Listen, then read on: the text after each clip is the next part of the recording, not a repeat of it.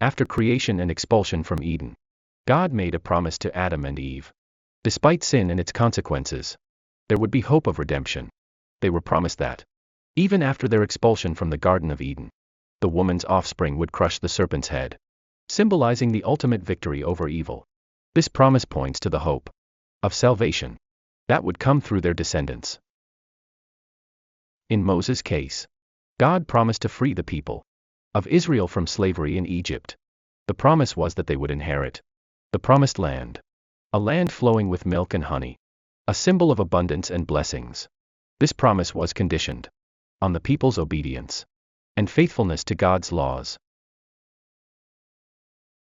Regarding Abraham, God made a very special promise that he would be the father of a great nation, and that his descendants would inherit the land of Canaan. Furthermore, God promised that through his descendants all the nations of the earth would be blessed.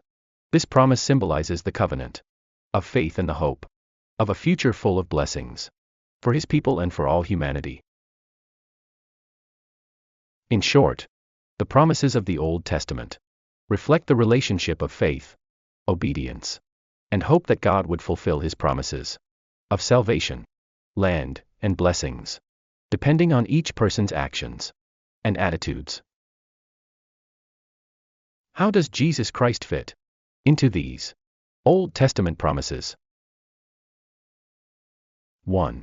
Promise of redemption.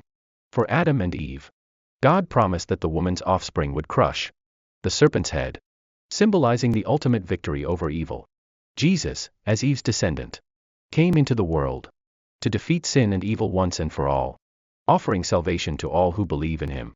His death and resurrection ensured this definitive victory.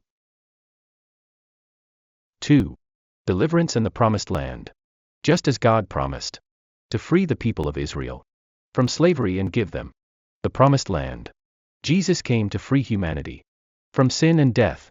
He offers a heavenly land and a new life, symbolizing true freedom and the eternal inheritance God has prepared for his followers. 3. Promise to Abraham. God promised that through Abraham's descendants, all nations would be blessed. Jesus, a descendant of Abraham, came to be a blessing to all nations, bringing salvation, peace, and hope to all humanity, regardless of origin or race. Christ came to fulfill these promises fully. He brought salvation, freed us from sin, offered an eternal inheritance, and blessed all nations. His life, death, and resurrection are the ultimate fulfillment of these promises made by God throughout history. How beautiful it is to know that God is faithful and keeps his promises. Why did the Creator and everyone and everything plan to bring his Son to that region, to those people, and at that time? In the Old Testament, God related directly to people and chose a special people, the people of Israel. In the New Testament, God became flesh, born as Jesus, who came as a servant to these same people, bringing good news, and leaving the Holy Spirit, the Comforter. The rites, rules, and examples of the past were replaced by the life of Jesus on earth, who lived without sin, was faithful to God, and fulfilled his purpose. Now, what is right or wrong must be based on the teachings of Christ, the Son of God. Furthermore, the stories and characters of the Old Testament help connect this ancient relationship with the New, offering a guide for those with an open heart, showing how to live in harmony with God. In history, the Pharisees were the primary representatives of the law, but this structure likely wouldn't last long, because their hearts were corrupt. Their personal lives were not pleasing to God.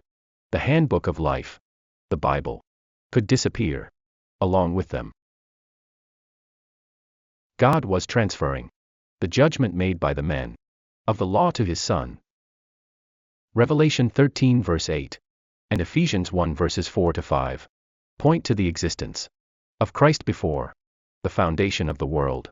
However, he would only come incarnate after the promises and prophecies of the Old Testament were fulfilled. Hebrews 8 verse 13. Therefore, by speaking of a new covenant, he has made the first covenant old. Now what is old, and grows old, is about to disappear.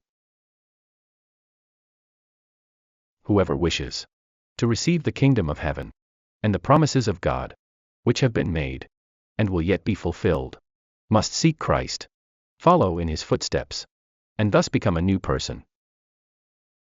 Therefore, there is still a land in the world for Christians, a land in Canaan, and the surrounding region. Some believe this map demonstrates the extent of the land God will promise to Abraham. Genesis 15:18-21. At that very moment the Lord made the following covenant with Abram. To your descendants I have given this land, from the Wadi of Egypt to the great river, the Euphrates, the land of the Kenite, the Kenizzites, the Cadmonites. Yes, there is a divine order for that region, the return of the Jews to their land, the wars and conflicts. However, to understand its outcome, we must understand the Bible from the perspective of God, Christ, and his predictions. There is indeed the possibility that this expanse of land will belong to God's people before the final judgment. But other prophecies must be fulfilled.